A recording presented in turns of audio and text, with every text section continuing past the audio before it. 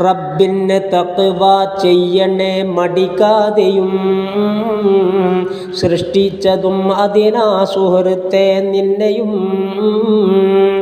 ഈമാൻ ഉരിയാനാണ് തഖ്വ ലിബാസുമാ, വഹബെന്നവർ പറയുന്നതായൊരു തത്വമാ.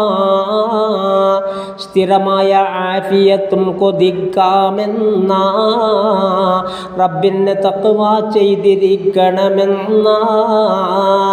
അത് റബ്ബ് ചെയ്ത വസിയ്യത്താ നമ്മോട്, അമ്പിയാക്കളും അതുപോലെ ഉമ്മത്തോട്, കൂടാതെ സലഫും ഖലഫിനോടും പിന്നെ ഉലമാ ജുഹാരോടുമെല്ലാം തന്നെ. നബിയും സഹാബത്തോട് ഇത് കൊണ്ടനവധി വസിയ്യത്തുള്ള ഹദീസ് കാണാം നിരവധി. ഈ ലോകത്തിൽ ഇതിലുപരിയായ ഫളീലത്ത് ഉണ്ടെങ്കിൽ അത് കൊണ്ടായിരിക്കും വസിയ്യത്ത്. ഖുർആൻ ശരീഫ് ഇത് വ്യക്തമായി പറയുന്നതാ. അഅറാഫ് സൂറത്തോതിയാൽ കാണുന്നതാ. ഇരുലോക ഖൈറാത്തും ഇതിൽ ബന്ധിച്ചതാ. അതിരറ്റ വിജയം തന്നെയും കാണുന്നതാ. റബ്ബിൻ്റെ മിദ്ഹത്തും ഇതിൽ പെരുത്തുണ്ട്. അത് ആല് ഇമ്രാൻ നഹ്ലിലും കിടപ്പുണ്ട്.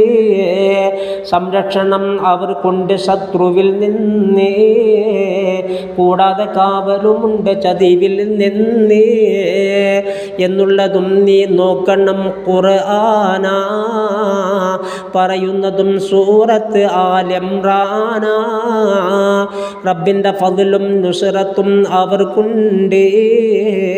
സൂറത്ത് നഹ്ലിൽ തന്നിതും കിടപ്പുണ്ട്.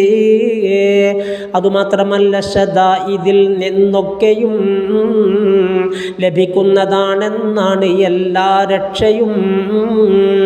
അറിയാത്ത രീതിയിൽ റിസ്ക്കുമുണ്ട് അവർക്കെന്ന സൂറ ത്വലാഖ് നോക്കിയാൽ ശരി തന്നെ.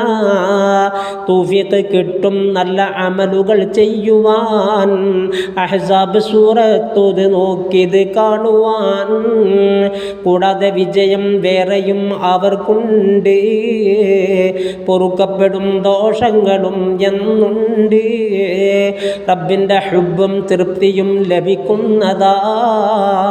സൂറ ബറാഅത്ത് നോക്കിയാൽ കാണുന്നതാ.